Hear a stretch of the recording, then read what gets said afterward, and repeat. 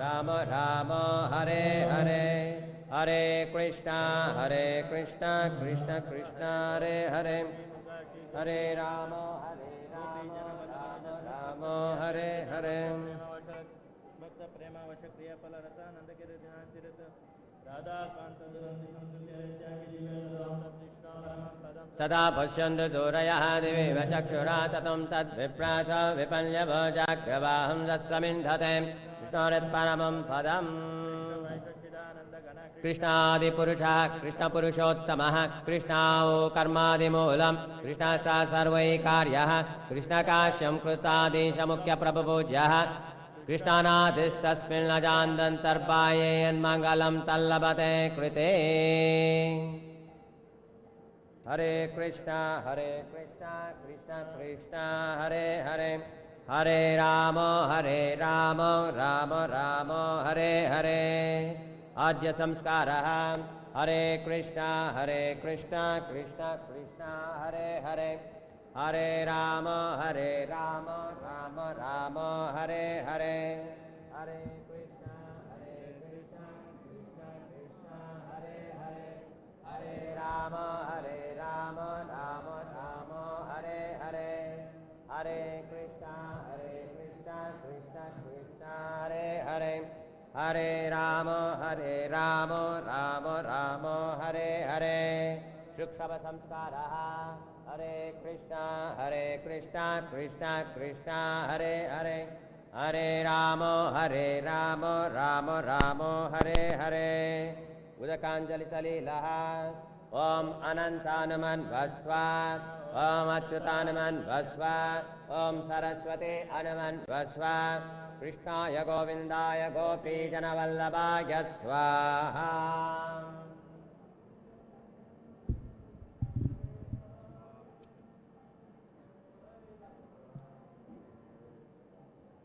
ओम भू स्वाहा इदं विष्णवे इदं नमः ओम भुव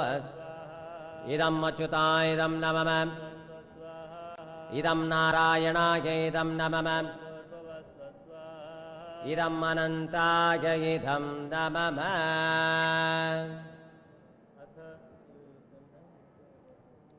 In front of each couple there are two parts that are kept. One part is empty, the other part contains grains. We request the devotees to kindly use these three fingers, and whenever we utter the word Swaha at the end of each mantra, you can also join us in chanting the word Swaha, and using these three fingers take a small pinch and put it to the empty container. After each full prayer is completed, our devotees will come, collect it and directly offer it to the fire.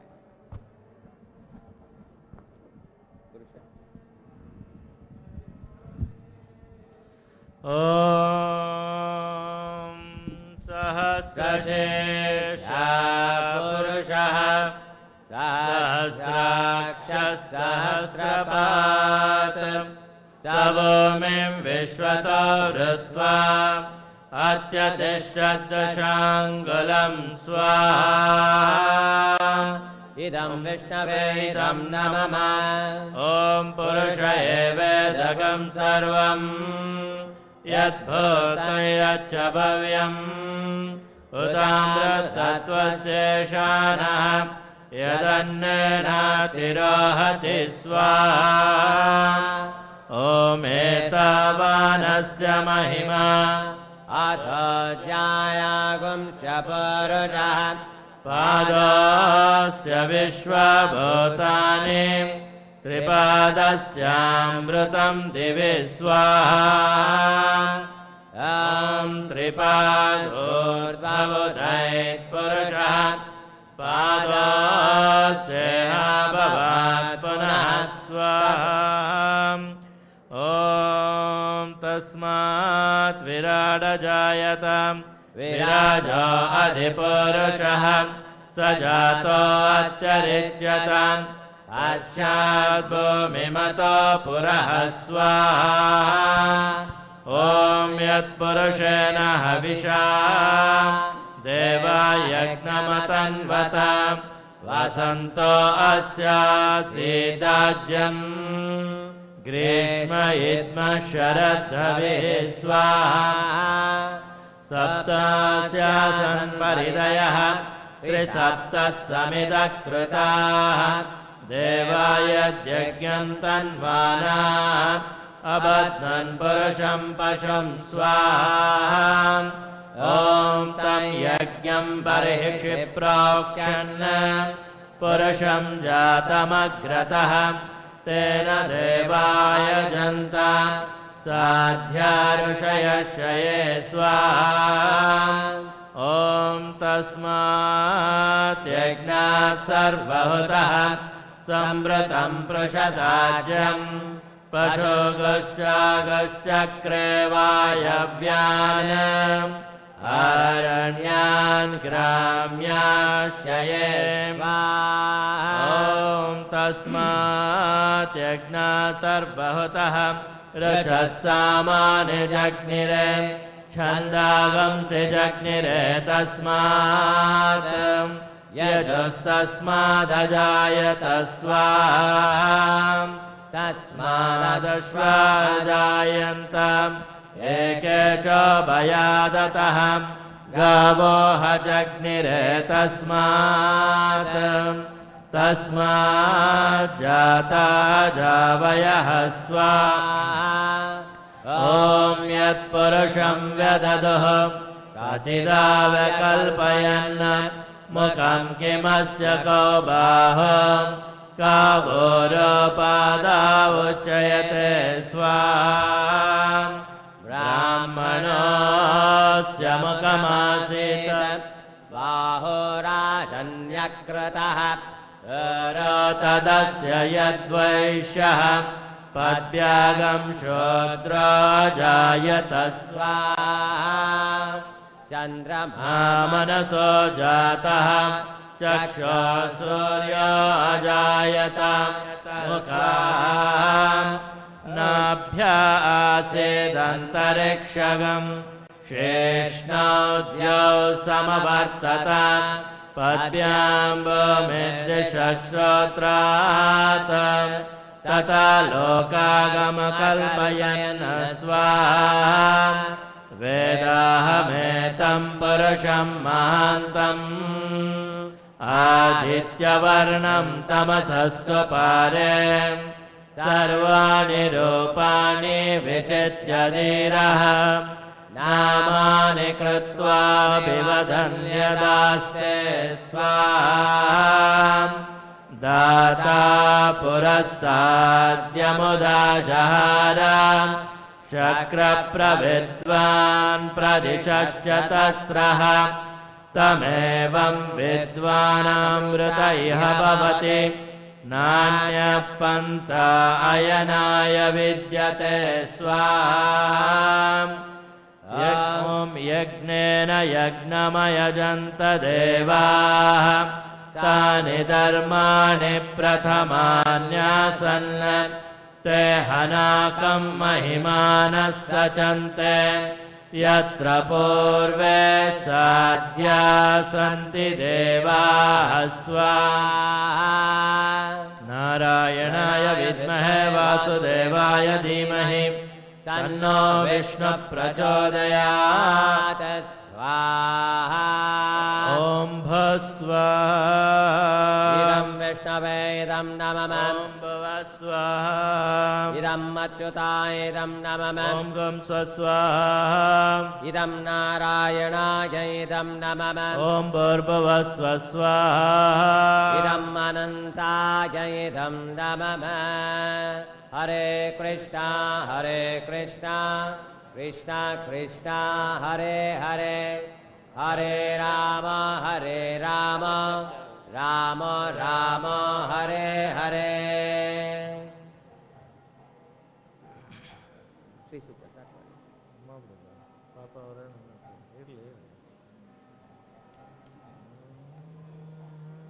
The prayer we have chanted now is called as Purusha Sukta. These prayers were chanted by Brahma. These are quoted in the Rig Veda. And these are the standard prayers that all the demigods, devatas, headed by Lord Brahma, offer if they want an audience with Lord Krishna. So therefore these prayers are very powerful prayers. These sound vibrations are very powerful, and anybody who hears these prayers will get the benefit of the Lord's darshana. Bolo Sri Sri Rukmini Dwarakadhish Ji ki, Sitaram Lakshman Hanuman Ji ki, Srila Prabhupada ki.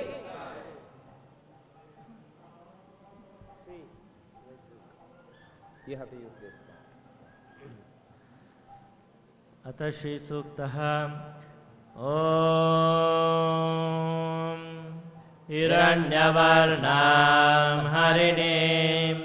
सुवर्णरजतस्रजां चन्द्रां हिरण्मयीं लक्ष्मीं जातवेदो महावः स्वाहा इदं श्रियै इदं नमः ॐ तामावह जातवेदो लक्ष्मीमनपगामिनीं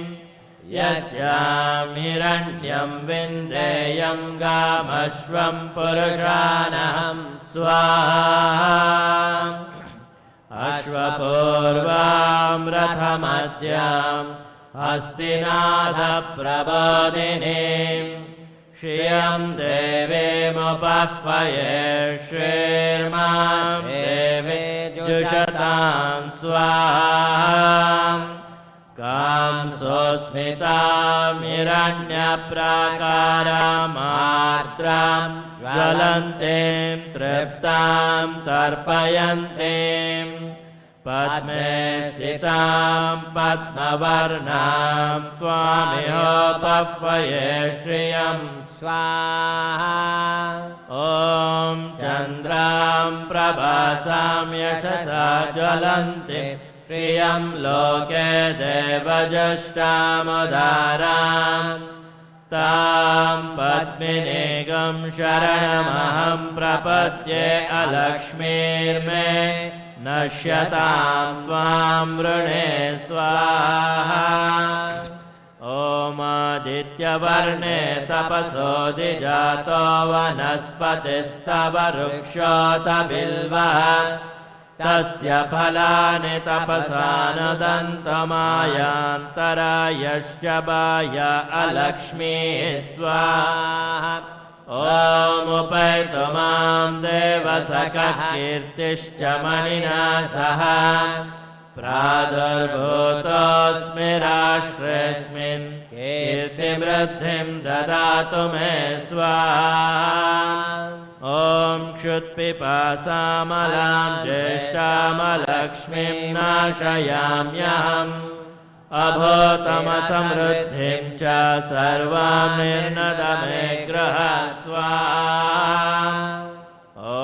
गन्धद्वारां दरादर्शां नित्यपुष्टां करीषिणीम् ईश्वरीं गं सर्वभूतानां त्वामिहोपह्वये श्रियं स्वाहा ॐ मनसः काममाकोतिं वाचः सत्यमशीमयीं पशूनागं रूपमन्नस्य मयि श्रीश्रयतां यशः स्वाहा ॐ कर्दमेन प्रजाभूता मयि सम्भव कर्दमा श्रियं वासय मे कुले मातरगं पद्ममालिनीं स्वाहा ॐ आपसृजन्त स्निग्धानि चिक्ले तव समे गृहे निच देवे मातरगं श्रियं वासय मे कुले स्वाहा आर्द्रां पुष्करिणीं पुष्टिं पिङ्गलां पद्ममालिनीं चन्द्रां हिरण्मयीं लक्ष्मीं जातवेदो मावह स्वाहा आर्द्रां यःकरिणीं यष्टिं सुवर्णां हेममालिनीं सूर्यां हिरण्मयीं लक्ष्मीं जातवेदो मावह स्वाहा ॐ तामावह जातवेदो लक्ष्मीमनपगामिनीं यस्यां विनयं प्रभूतं गावो तस्योश्वान् विन्देयं पुरुषाणां स्वाहा पद्मप्रिये पद्मिनि पद्महस्ते पद्मालये पद्मदलायताक्षी विश्वप्रिये विष्णुमनोनुकूले त्वत्पादपद्मं मयि सन्निधस्व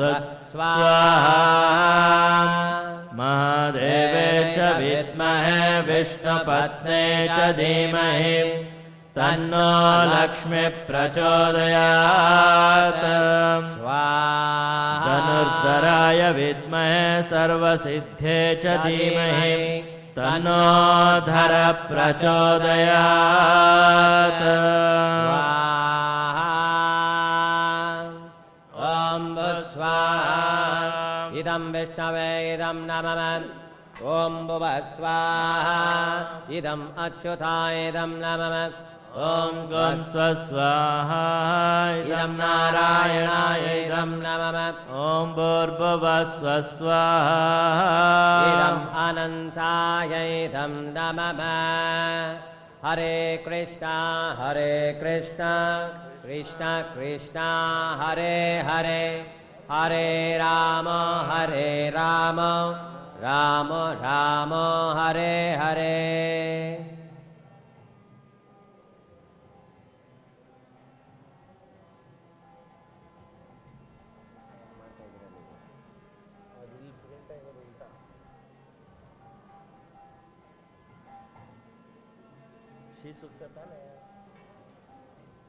इदं नमः ॐ भुवः स्वाहा इदम् अच्युताय इदं नमः ॐ स्वस्वाहा इदं नारायणाय इदं नमः ॐ भूर्भुवः स्वः स्वाहा इदम् अनन्ताय इदं नमः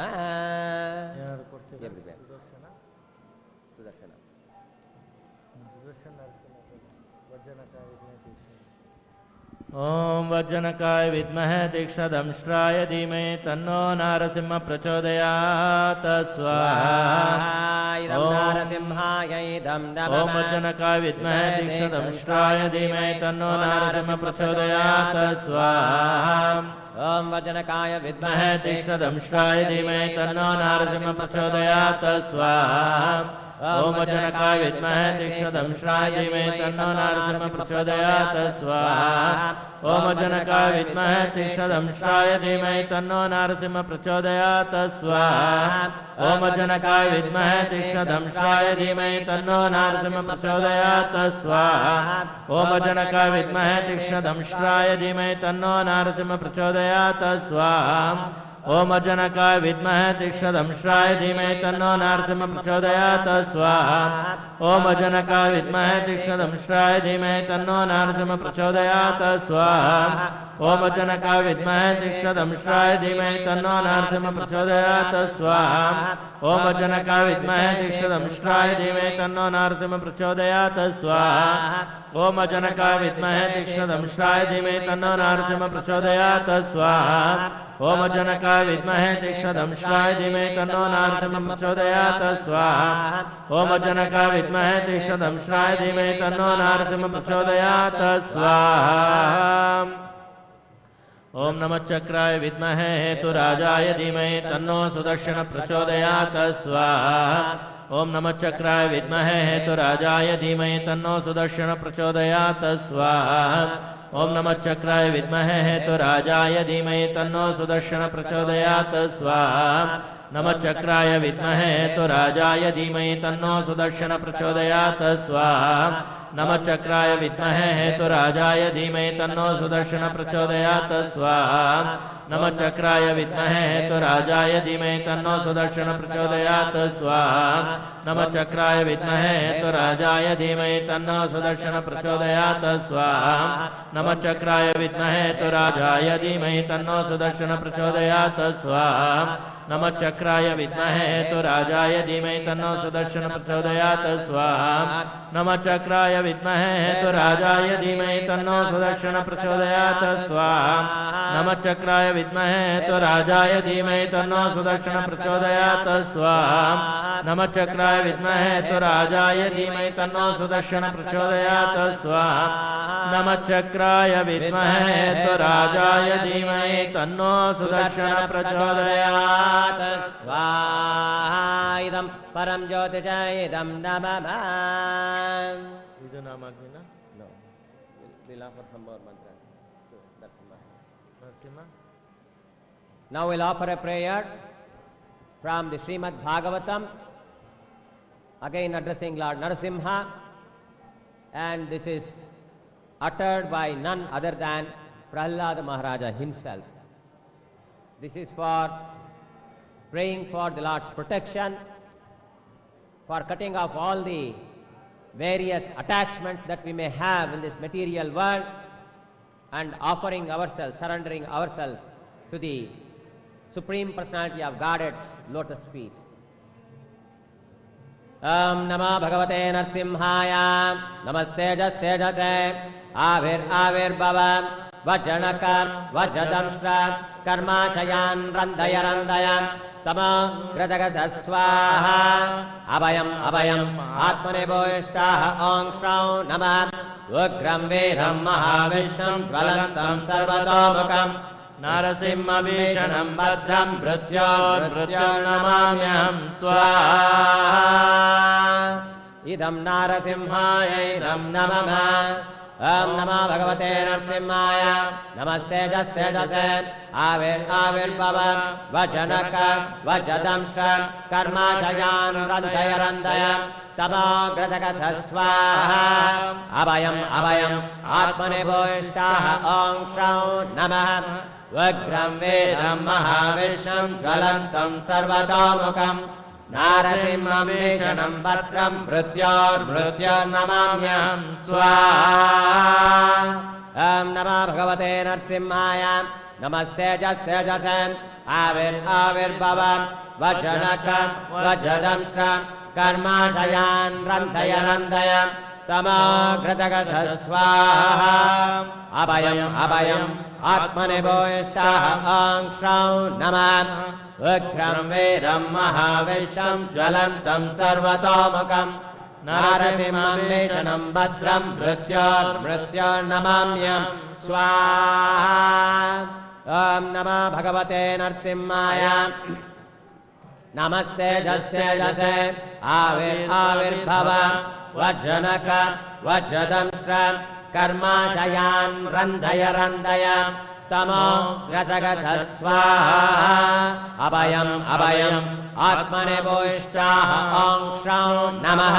Ugram Vedam Mahavishnam Jvalantam Sarvatomukam Narasimha Vishanam Bhadram Mrityum Namamyam Swaha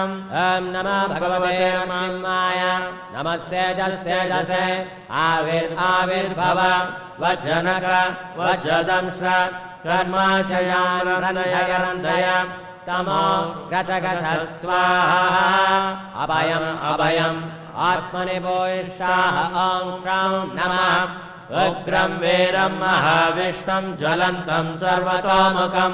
Narasimha Vishanam Bhadram Mrityornamamyam Swaha Om Namah Bhagavate Narasimhaya Namastejastejase Avirbhava Vajjanaka Vajjadamsha Karmachayan Randaya Tamo Grajagasa Swaha Abhayam Atmane Bhoishtaha Om Shrau Namah Ugram Vedam Mahavishnam Jvalantam Sarvatomukam Narasimha Vishanam Bhadram Mrityornamamyam Swaha Om Namah Bhagavate Narasimhaya नमस्ते जस्तेजसे आविर्भाव वज्रनक वज्रदंश कर्माशयान् रन्धय रन्धय तमो गच गच स्वाहा अभयम् अभयम् आत्मनिभूष्टाः ॐ शौं नमः उग्रं वीरं महाविष्णुं ज्वलन्तं सर्वतोमुखम् नारसिंहं भीषणं भद्रं मृत्योर्मृत्योर्नमाम्यहं स्वाहा ॐ नमो भगवते नरसिंहाय नमस्ते जस्तेजसे आविर्भाव वज्रनक वज्रदंश कर्माशयान् रन्धय रन्धय तमो गच गच स्वाहा अभयम् अभयम् आत्मनिभूष्टाः ॐ शौं नमः उग्रं वीरं महाविष्णुं ज्वलन्तं सर्वतोमुखम् नारसिंहभीषणं भद्रं मृत्योर्मृत्युं नमाम्यहं सहस्रारं इदं विष्णवे इदं नमः collect it will become more and more. We will offer one more mantra for Narasimha. This is called as Narasimha Maha Mantra.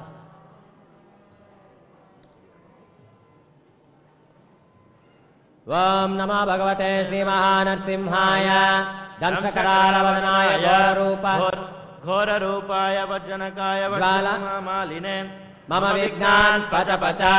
Mama Bayan Bindi Bindi Mama Shatrun Vidravaya Vidravaya Mama Sarvarishtan Prabhanjaya Prabhanjaya Chata Chata Hana Hana Chindi Chindi Mama Sarvabhishtan Puraya Puraya Mam Raksha Raksha Swaha Idam Narasimhaya Idam Namamam Om Namo Bhagavate Shri Mahanarsimhaya Damshakaralavadhanaya Ghora Rupaya Vajjanakaya Jwalamaline Mama Vignan Pacha Pacha Mama Bayan Bindi Bindi Mama Shatrun Vidravaya Vidravaya Mama Sarvarishtan Prabhanjaya Prabhanjaya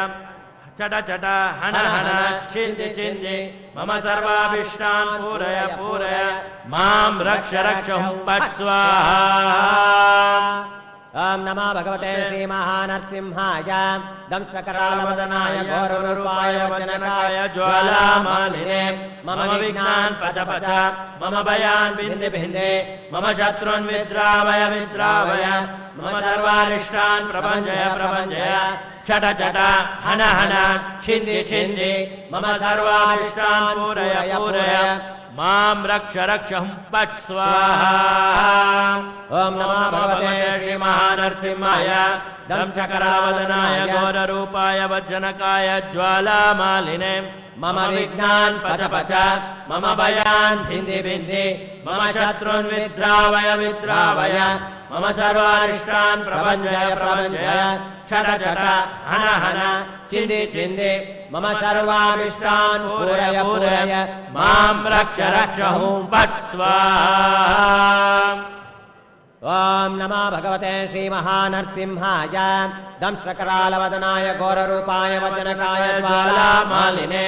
Mama Vignan Pacha Pacha Mama Bayan Bindi Bindi Mama Shatrun Vidravaya Vidravaya Mama Sarvarishtan Prabhanjaya Prabhanjaya Chata Chata Hana Hana Chindi Chindi Mama Sarvabhishtan Puraya Puraya Mam Raksha Raksha Pat Swaha Om Namah Bhagavate Shri Mahanarsimhaya Damshakaralavadhanaya Ghorarupaya Vajjanakaya Jwalamaline Mama Vignan Pacha Pacha Mama Bayan Bindi Bindi Mama Shatrun Vidravaya Vidravaya Mama Sarvarishtan Prabhanjaya Prabhanjaya Chata Chata Hana Hana Chindi Chindi Mama Sarvabhishtan Puraya Puraya Mam Raksha Raksha Pat Swaha Idam Mahanarasimhaya Idam Namah. Now we'll offer one mantra for Sudarshana. This is called as Sudarshana सहस्राक्षरी मंत्र. ओम क्लीं ओम श्रीं ह्रीं ऐं क्लीं कृष्णाय गोविंदाय गोपी जनवल्लभाय पराय परमपुरुषाय परमात्मने परकर्म मंत्र यंत्र तंत्र औषधस्त्र शस्त्राणि संवर संवर मृत्योर्मोचय मोचय आयुर्वर्धय वर्धय क्षिप्रारोग्यं च कुरु कुरु सर्वकार्यं सिद्धिं कुरु कुरु. ओम नमो भगवते महासुदर्शनाय दीप्ते ज्वालापरिडाय सर्वदिक्षोभनकराय ओम फट् ब्रह्मणे परम ज्योतिषे सारहुं फट् स्वाहा. इदं परम ज्योतिषे इदं नमः. ओम श्रीं ह्रीं ऐं क्लीं कृष्णाय गोविंदाय गोपी जनवल्लभाय पराय परमपुरुषाय परमात्मने परकर्म मंत्र यंत्र तंत्र औषधस्त्र शस्त्राणि संवर संवर मृत्योर्मोचय मोचय आयुर्वर्धय वर्धय क्षिप्रारोग्यं च कुरु कुरु सर्वकार्यं सिद्धिं कुरु कुरु. ओम नमो भगवते महासुदर्शनाय दीप्ते ज्वालापरिडाय सर्वदिक्षोभनकराय हुं फट् ब्रह्मणे परम ज्योतिषे सहस्रार हुं फट् स्वाहा.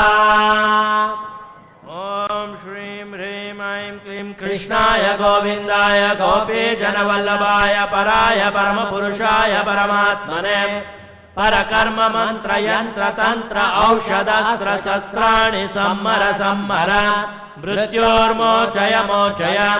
आयुर्वर्धय वर्धय क्षिप्रारोग्यं च कुरु कुरु सर्वकार्यं सिद्धिं कुरु कुरु. ओम नमो भगवते महासुदर्शनाय दीप्ते ज्वालापरिडाय सर्वदिक्षोभनकराय हुं फट् ब्रह्मणे परम ज्योतिषे सहस्रार हुं फट् स्वाहा. ओम श्रीं ह्रीं ऐं क्लीं कृष्णाय गोविंदाय गोपी जनवल्लभाय पराय परमपुरुषाय परमात्मने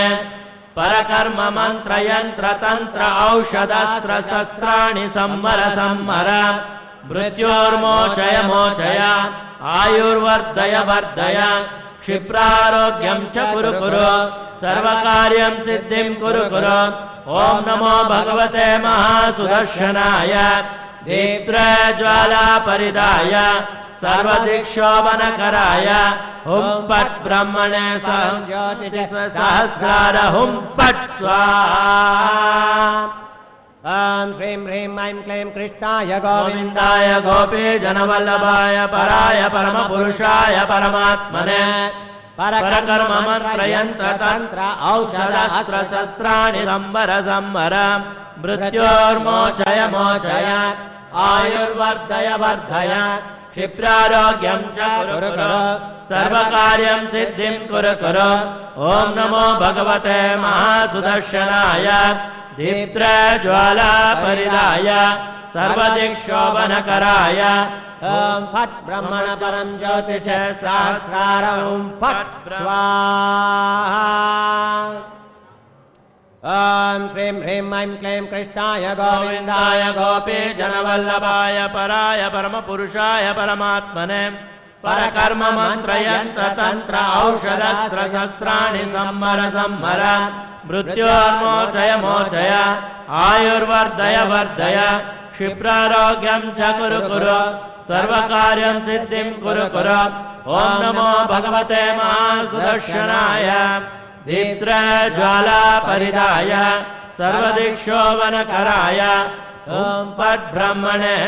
ज्योतिषे सहस्रार हुं फट् स्वाहा. ओम श्रीं ह्रीं ऐं क्लीं कृष्णाय गोविंदाय गोपी जनवल्लभाय पराय परमपुरुषाय परमात्मने परकर्म मंत्र यंत्र तंत्र औषधस्त्र शस्त्राणि संवर संवर मृत्योर्मोचय मोचय आयुर्वर्धय वर्धय क्षिप्रारोग्यं च कुरु कुरु सर्वकार्यं सिद्धिं कुरु कुरु.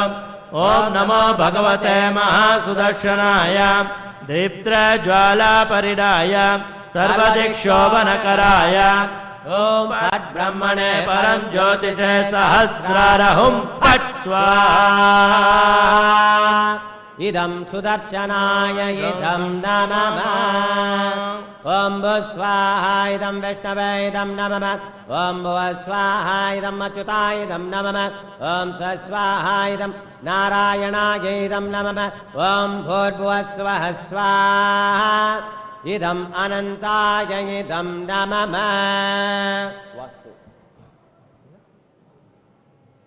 हरे Krishna Hare Hare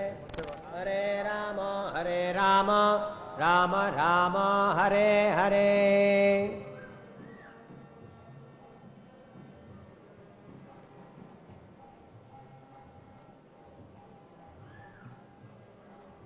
So we have offered many wonderful and transcendental mantras for Sudarshana and Narasimha. Sudarshana is non-different from Krishna himself. Ramanujacharya has established that Sudarshana and Narasimha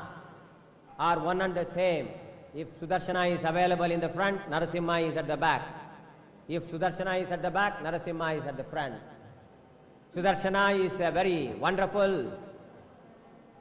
transcendental ornament of the Supreme Personality of Godhead. It is also a weapon of the Lord. The Lord can never be separated from Sudarshana. When he came as Narasimha, his Nakha was Sudarshana. When he came as Kodandapani, Rama, his Dhanush was nothing but Sudarshana, Dhanush and Shara. And when he came as Lord Chaitanya, he did not have any weapons. He was supposed to have no weapons in his hand. And yet,